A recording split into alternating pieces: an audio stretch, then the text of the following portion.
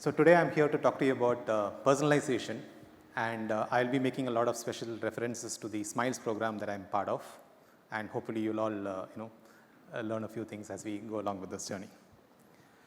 So first let me start with a video on what personalization is not about, right? So let me move to the video and then we'll talk about what to do as the right thing for the personalization. Hey there. Long time no see, looking good. Yeah, let's just keep this simple. I want a divorce. What now? I think you heard me just fine. Come on, this is me. What's wrong? We don't talk anymore. I just put down the mill on a TV commercial just to talk to you. Exactly. You do all the talking. I never get a chance. Talk on our website, can't you? Sure, if I want to say order this product. See? It's not exactly a duck. Whether you're funny or not, it's just, I've changed, and you haven't. I mean, we don't even hang out in the same places anymore. You're not even listening, are you? Coupons. You want coupons, don't you? Look, come by the store. I got 2 words for you. Loyalty, reduction.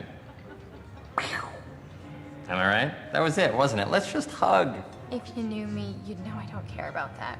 Know you? Sweetheart, I know everything about you. You're 28 to 34. Your online interests include music, movies, and laser hair removal. You have a modest but dependable disposable income. Am I the only one not getting the problem here? I'm out of here. Oh, come on. Don't be like that. So that's what personalization is not about. It's about listening to your customer and delivering what they need. So let's start talking about why we need to do personalization in the first place. So in today's era, whether you're a physical marketer or a digital marketer, the customer is facing a lot of choice, a lot of inventory that you have to showcase with the customer. And that often leads to a decision paralysis. So customers, there's a lot of brain calories being burnt on to see which choice do they go with. And they're actually looking forward to you to personalize so that their job is, they're able to make a decision quickly and move on. If you don't do that, the customer is going to be stuck with that, and possibly he or she is going to be bouncing off your website or even your physical store. So it's very important to do personalization for that reason. One more key consideration, considering personalization as your 5th P, is the fact that customers are very much willing to share their own data for personalization. So it goes against contrary belief that customers are a little wary of sharing data, but actually they're willing to share as long as they get a trust that you're going to use the data in the right manner and use it for the right purposes. So given that you need to do personalization, what are the benefits on it? Do people who go through this journey see a veritable benefit out of this? They do. Let's talk about the marketeers in specific. So the marketeers, yes, according to the McKinsey report, most of the marketeers do see a significant increase in the uplift when they start going through the journey of personalization immediately after. They see an increase in sales, they see a reduction in costs, they see an increase in repeat purchases from the customers, and this definitely helps deliver your ROI. And for the consumers, personalization is all about delivering more spends. Right? The customer is more willing to spend when you are personalizing it for them. They're less frustrated about that whole experience, and they are more likely to become repeat users when you do the personalization, for them. But is it an easy journey? It's not at all an easy journey, as I can vouch for you for the last, at least for 5 years and more that we have been going through this journey. According to us, there are 5 elements to this whole journey of personalization that you need to go through. The first and foremost of it, right at the top, is data. So obviously, customers are willing to share with you data, but it's not just the data that customer shares, you are collecting from the customer on an involuntary basis, maybe on usage behaviors, but it's also about zero-party data. When you ask the customer for data that you don't have, just ask the customer about what interests are there instead of running a complicated machine learning model about it to figure out what they need. And add a layer on customer insights based on research on top of it, and you've got unmatchable data with you. Once you have the data, the next 2 things is about being talking to them on the right channel with the when and where, and being context specific and having real-time triggers. So do you talk to the customer, if the customer is, let's say, a Smiles customer is right now at the mall, do you talk to them? You should be talking to them about the offers that is available at the mall. Or if they're chilling out at home, maybe you should be talking to them about food delivery. So it's about the context, which is important. So it's important to collect the real-time trigger informations and which channel the customer wants to, and marry all this together to deliver the right experience to the customer. But if having all these three is not possible at scale, the keyword here is being scale. So 5 years back, we started with thousands of brands. In Smiles now, we have 5,000 brands and more than 10,000 plus outlets. So when you have this kind of a scale, it's not possible to do through manual methods. So you need to have machine learning based models. Traditional models don't work anymore because the accuracy level keeps going down very quickly. You need to have self-learning models that learn on the fly, and they're also automated. So there are 15 categories in Smiles, for example. You might have thousands of inventories in your product. There are thousands of customer journeys within your product the customer goes through. So only when you automate it, you'll be able to completely deliver the experience to the customer. So these 5 elements, when they come together, you'll be able to deliver the personalization journey fully. When we started our journey, we asked us the question on where we stand. This is a question of introspection for you also. For us, we put ourselves 5 years back somewhere in the middle. We were doing some amount of personalization, but we wanted to do much more than that. And even today, I don't think we are at the top, but we are on a journey to get to the top at n is equal to 1 level, where you're able to personalize 1:1 for the customer. So before I talk to you about how we went about the journey specifically within the Smiles program, let me give you a quick introduction about the program and how we had transformed this program from a traditional loyalty program over the years. Now, some of you who have been in this region for quite a while will remember, Smiles has been a program in this region since 2007, but it was a loyalty program, but in 2017, we transformed this to become an engagement platform.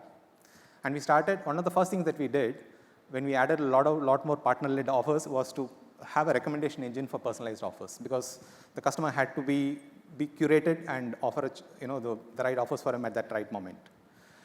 And once we did that, there was a lot of new features that we kept on adding. We opened out Smiles from being a loyalty program of Etisalat. We opened it out to become an engagement platform for everyone in this region. Today, you can use Smiles as long as you have a mobile number, even if it's an international number. In 2020, we launched the blockchain-powered rewards exchange, which means that we allowed customers to transfer their loyalty points from other programs into Smiles or vice versa.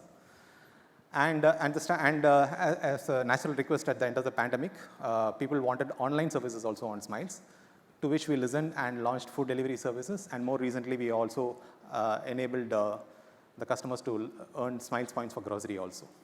So it's becoming increasingly a marketplace, and that was enabled by the personalization journey. So our vision was always to digitally enrich the communities and give the customers the experience that they absolutely love. And personalization is one of the ways to, specifically the ways to do that. How did we go about this journey? Listening to the customers.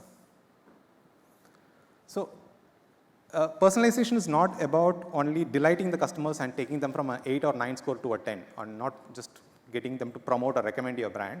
It's also about removing their pain points, which is why one of the things that we measure continuously is customer effort. How much effort is the customer going through, which one at a scale saying that, I have no effort at all to very high effort.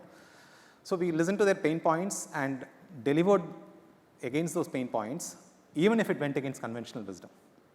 So one of the conventional wisdoms that we know is traditionally the points-based programs are usually are like marathons, right?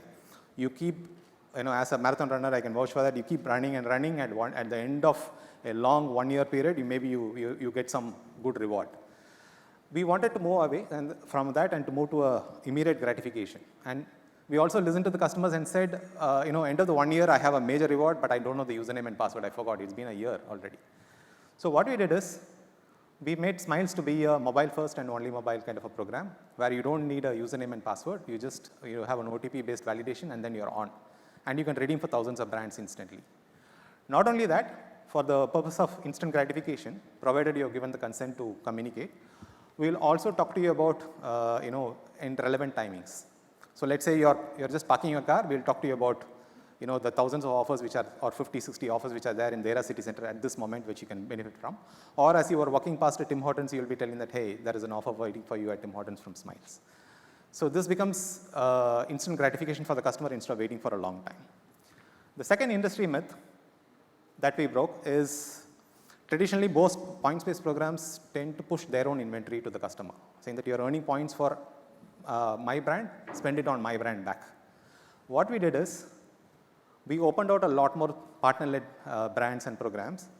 And even in 2017, 55% of our redemptions or transactions on Smiles used to be from non-telco, and now it's grown up to 75%. And actually, that has increased the value of the program because the customer is seeing that the currency is fungible, and he's able to use it across all programs. Third, again, the customer ask is, why should I be earning, you'll be able to use Smiles only on the Etisalat mobile. So we opened out Smiles for everyone in the UAE and even for international numbers. That happened as early as 2019. And we were speaking in the break on this. Earlier, there used to be limited interoperability with other programs. So today, we have opened out our loyalty program. You can exchange the points, Smiles points, to Shukran, ADNOC, GEMS, Emirates Islamic Bank, both ways. And there are more partners coming on the way. So if you're a customer who loves absolutely fuel, okay, you want to use your Smiles points for fuel, you can just convert them to ADNOC rewards and then you use it. Or, you're earning ADNOC rewards and you want to use it for food delivery, you can use it the other way around. It gives complete democracy to the customer, and the power is in the customer's hands. And lastly, the customer ask was to say, earlier the Smiles program used to be completely an online to offline program, as we call it. So you buy a voucher on Smiles and you go to the outlet and redeem it. So it's creating footfalls. But with the advent of the pandemic, customers also wanted online services to be on Smiles. We listened to it and we delivered on it. So Smiles from last year also delivers food. And in this year, we also have enabled earning of Smiles points while you're ordering grocery. So all of this was enabled together.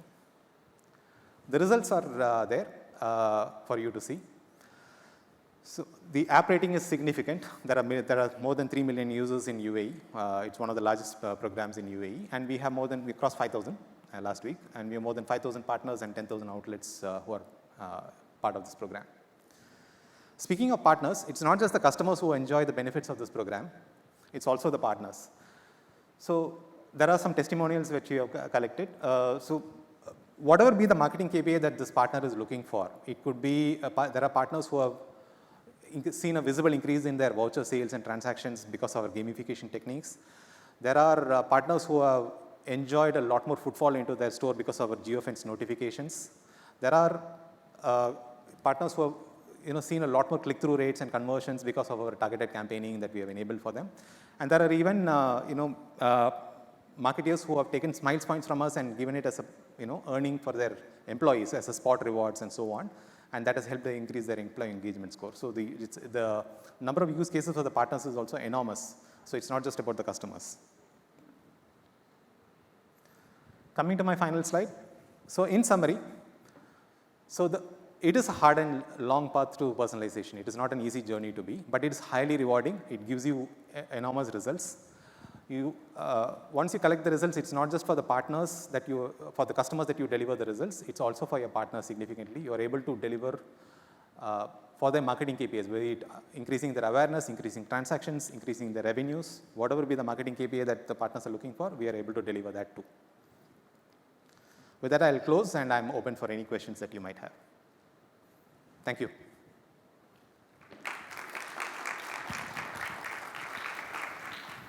Thank you, Anand. If you do have any questions, we have a couple of minutes here. If you have any questions for Anand, you guys are very quiet today. We had all kinds of questions yesterday, not to compare you to yesterday, because I know a lot of you are from yesterday, but if you do have any questions, feel free to raise your hand for Anand from Etisalat. Yes, can we get a microphone up to the front table, right up here? Is this the first question of the day? And we're almost at lunch. Hi.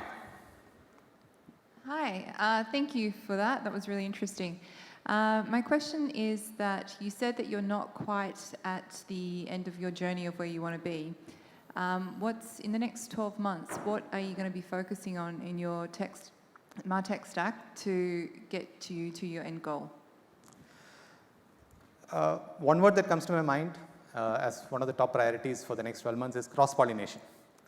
So what I mean by that is, it's not just about when you open the Smiles app and you see a very personalized, offering for you. But then after having transacted on one category, okay, that could be an adjacent category. The Amazon Web Services team was also talking about it. So what other cross-pollination then can you do? Once you have done this, and let's say you're waiting for your food, okay? While you're waiting for your food, is there something else that we can do for you? Would you also want to order grocery?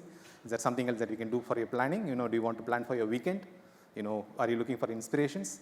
So there has to be machine learning models that have been built around it so that you also showcase the relevant recommendations to the customer for those, to take it one more level up.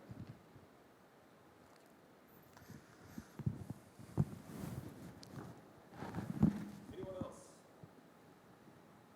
Is that it for questions? One more time, thank you to Anand. Thank you. Thank you very much.